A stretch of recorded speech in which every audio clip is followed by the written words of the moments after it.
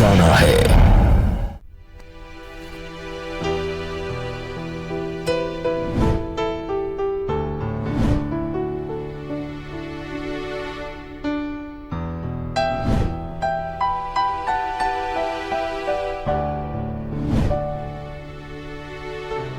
रितेश नाम है, मुंबई में रहता है। लड़का तो अच्छा है, उसके परिवार के बारे में कुछ बताइए ना।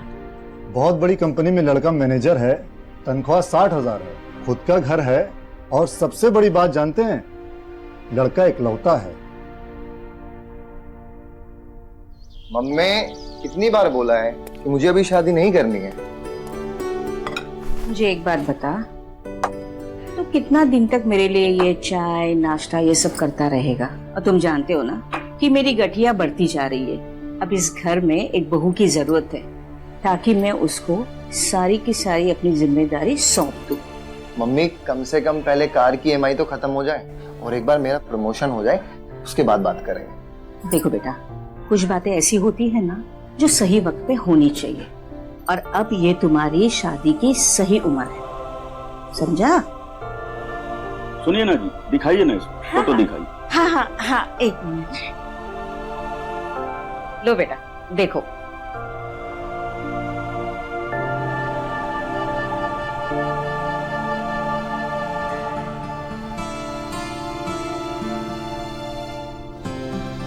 आरती नाम है इसका, पढ़ी लिखी है, संस्कारी है, अच्छे घर से है, और छोटे शहर से है तो अपने घर में अच्छी तरह से एडजस्ट भी हो जाएगी।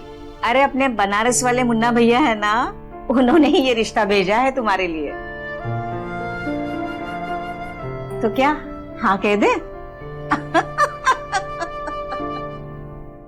नमस्कार, मैं सुधा चंद्रन क्राइम अलर्ट के आज के इस एपिसोड में आप सबका स्वागत करती हूँ। अक्सर शादी के लिए रिश्ता देखते वक्त लोग अपनी और अपने परिवार की हैसियत को बढ़ा चढ़ाकर प्रस्तुत करते हैं।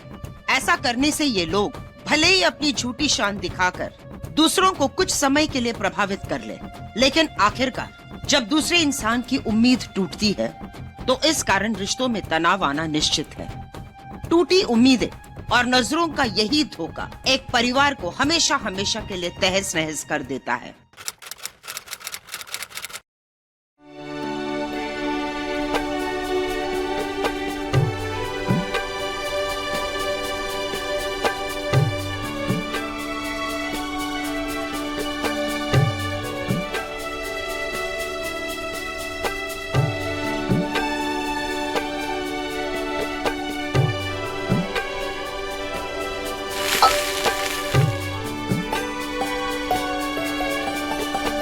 यहाँ बैठो। बहू, अब आज से इस पूरे घर की जिम्मेदारी तुम्हारी।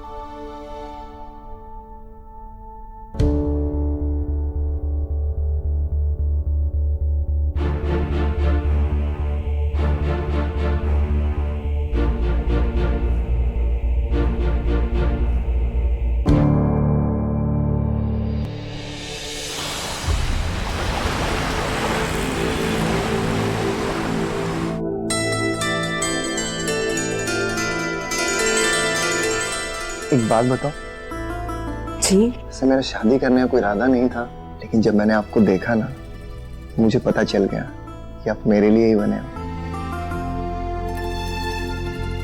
मुझे तो आप पहली नजर में ही पसंद आ गए थे। थैंक यू, मेरी जिंदगी को खुशियों से भरने के लिए। एक बात पूछूं आपसे, हम हनीमून के लिए कहाँ जा रहे हैं? और वो दरअसल ऑफिस से ना थोड़ा प्रेशर है, शादी के लिए छुट्टी ली है ना, काम थोड़ा पेंडिंग है, एक बार काम निपटा लूं उसके बाद चलते कहीं अच्छी सी जगह। ठीक है?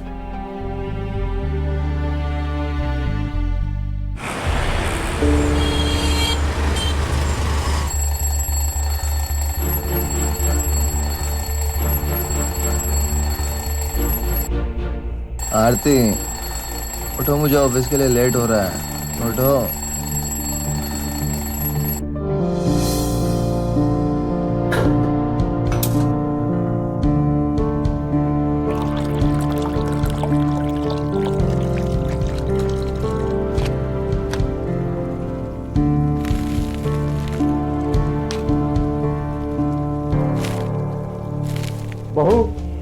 तुमने चाय में फिर से चीनी डाल दी।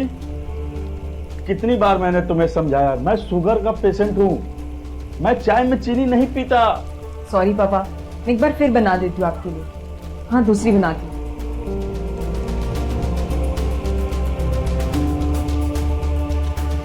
क्या है यार, अभी तक तुम्हारी चाय नहीं बनी है? बहुत ढीली हो यार। शादी को 1 महीना हो गया और तुमको अभी तक घर के तौर तरीके नहीं आए। जा रहा हूँ मैं। रितेश सुनो तो, कम से कम चाय तो पीते जाओ। ऑफिस में ससुर जी का नहीं है, लेट होने पर 4 बातें सुननी पड़ती हैं।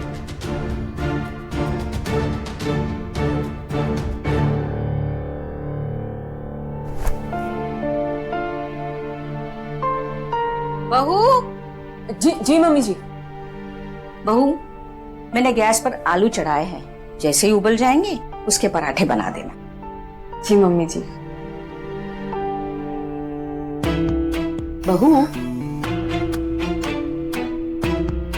बहू, मैंने कितनी बार तुम्हें समझाया है कि बिना नहाए किचन में मत जाया करो, और आज भी तुम बिना नहाए वैसी चली गई। रितेश को सुबह जल्दी ऑफिस जाना होता, अब इतनी सुबह मैं कैसे नहा सकती हूँ? मैंने बार बार तुम्हें समझाया है कि अपने पति का इस तरह से नाम नहीं लेते। अरे आदर से उसका नाम लिया करो। दूसरी बात, रितेश के उठने के आधा घंटा पहले तुम उठ जाया करो, तो ही तो दिन पकड़ में आएगा। अब देखा ना, आज बिना कुछ खाए पिए वो ऑफिस चला गया। जी मम्मी जी। चलो जाओ, जल्दी से नहा लो ताकि तुम नाश्ता बना सको। तुम्हें पता है ना, पापा जी को शुगर है, उन्हें टाइम पे दवाई लेनी होती है, तो उसके लिए उनको टाइम पर नाश्ता भी देना चाहिए। ठीक है? जी mummy ji.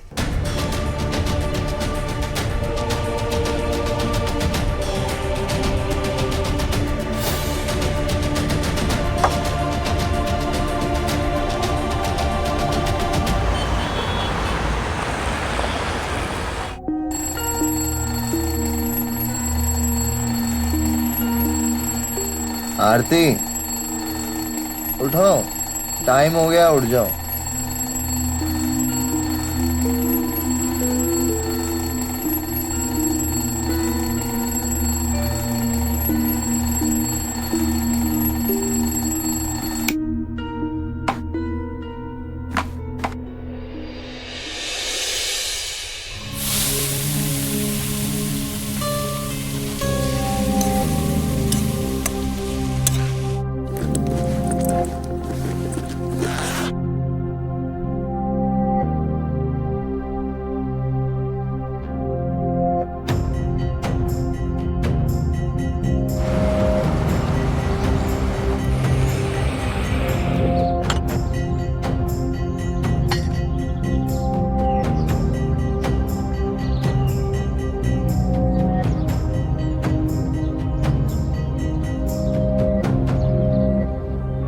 And bottom performer of the month is Ritesh Verma.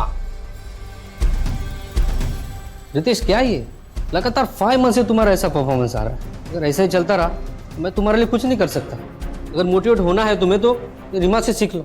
लगातार 5 मंथ से टॉप पर है वो। Reema, you deserve the best. Congratulation. Thank you sir. बस, that's all for the day.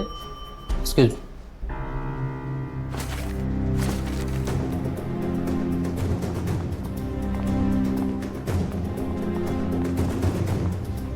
Please, अब तुम अपना मूड मत खराब करो प्लीज।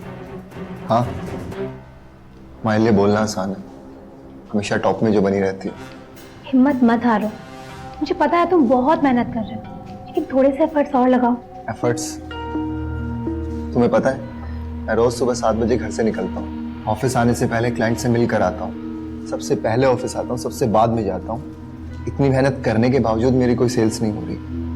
यार तुम इतना प्रेशर मत लो अपने ऊपर। मैं तो किसी को ये भी नहीं बता सकता कि मेरी नौकरी खतरे में है। अच्छा बुरा समय सब पर आता है, लेकिन तुम चिन अप करके बस एफर्ट्स लगाओ, मेहनत करो, तुम देखना तुम्हें रिजल्ट जरूर मिलेंगे। Thank you Reema. चले? नमस्ते भाभी जी। जी नमस्ते। अरे आपने पहचाना नहीं क्या मुझे? अरे आपकी शादी में वो वीडियो बना रहा था मैं आपकी। अरे यहाँ बगल के ही विंग में रहता हूँ। किसी चीज की जरूरत होगी तो बताइएगा। जी बिल्कुल, अभी मैं थोड़ा जल्दी में हूँ। हाँ? जी भाभी जी, नमस्ते।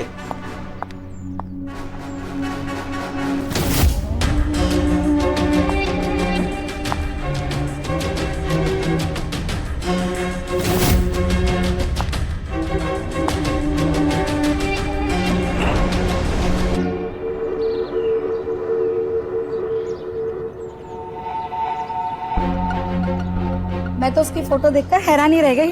किसकी बात कर रही हो? अरे मेरी वो कजन है ना रुचि, जिसकी पिछले हफ्ते शादी हुई थी, वो भोपाल वाली। हाँ वही, वो हनीमून पे दुबई गई है ना। सच में रुचि तो कितनी किस्मत वाली है। और यहाँ मैं हूँ, शादी के आज 5 महीने हो गए, लेकिन फिर भी हनीमून तो छोड़ो, शहर के बाहर तक नहीं गई हूँ मैं कहीं। सच बताऊं, जब तक तुम अपने सास ससुर के साथ हो तब तक तुम्हें ऐसी छोटी छोटी चीजों के लिए तरसना पड़ेगा। और नहीं तो क्या, अब मुझे ही देख लो। पहले मेरी सास 2 मिनट भी कभी मुझे चैन से बैठने नहीं देती थी। जब देखो तब बस सारा दिन मुझसे अपनी सेवा करवाती रहती थी। फिर क्या था, मैंने भी उल्टा जवाब देना शुरू कर दिया। मेरे वो बहुत नाराज हुए मुझसे, कहने लगे कि मम्मी से माफी मांगो। फिर क्या था, मैंने अपने तेवर और तेज कर दिए। कुछ दिन ऐसे ही रोज लड़ाई झगड़े चलते रहे। आखिरकार एक दिन मेरी सास ने हार मान ही ली और हम अलग हो गए। अब तो मेरी जिंदगी में इतनी शांति है कि पूछो ही मत। और मेरे वो जो पहले मम्मी के श्रवण कुमार बने फिरते थे, अब मेरे इशारों पे नाचते हैं।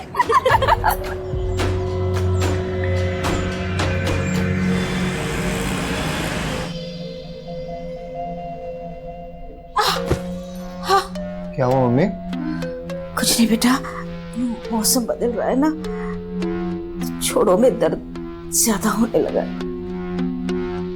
लगता है जमीन पर सोने की काम कीजिए ना, आज से आप और पापा दोनों बेडरूम में सो जाइए, मैं और आरती यहीं पे हॉल में सो जाएंगे। आरती क्या हुआ?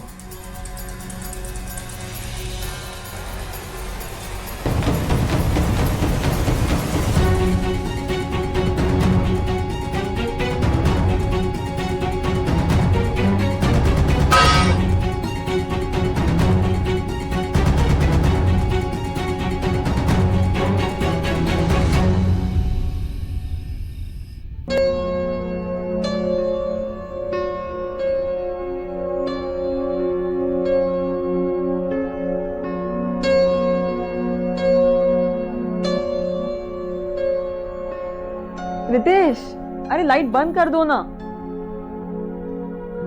यार तुम आग ढक के सो जाओ ना, मैं कुछ जरूरी काम कर रहा हूँ, थोड़ा टाइम लगेगा। एक काम करो, मुझे थोड़ा सा जहर ला कर दे दो, उसके बाद हमेशा के लिए मेरी आंखें बंद हो जाएंगी। क्या हुआ, नाराज क्यों हो रही हो तुम?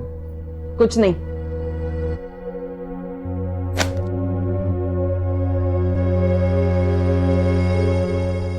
प्लीज ना जान, बताओ तो क्या हुआ? मुझे नहीं रहना इस घर में। इस घर में ना तो मेरी कोई पर्सनल लाइफ है, ना कोई प्राइवेसी है। पूरा दिन मुझे तुम्हारे माँ बाप की सेवा में लगे रहना पड़ता है। तो धीरे बोलो, क्या उटपटांग बातें कर रही हो? और दूसरी बात, हम चाहकर भी मम्मी पापा से अलग नहीं रह सकते। क्यों नहीं रह सकते? ये तो बहुत कॉमन है आजकल। क्योंकि मैं नहीं चाहता हूँ ये, और ना ही मैं करूंगा। क्या मतलब है तुम्हारा? देखो, मेरी सैलरी 60,000, खटखटा के हाथ में आते 55,000, और हर महीने इस घर की किस्त चली जाती है 20,000 रुपए, और कार की EMI 10,000। तो मुश्किल से हाथ में 25,000 रुपए बचते हैं, जिसमें मुझे पूरा खर्चा निकालना होता है। और बात पैसे की भी नहीं है, वो मेरे मम्मी पापा हैं, उनको मैं नहीं छोड़ सकता हूँ। कैसी बातें कर रही हो यार तुम?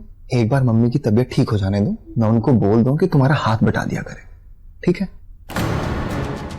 अपने पसंदीदा शो के फुल एपिसोड देखने के लिए अभी डाउनलोड करें दंगल प्ले ऐप।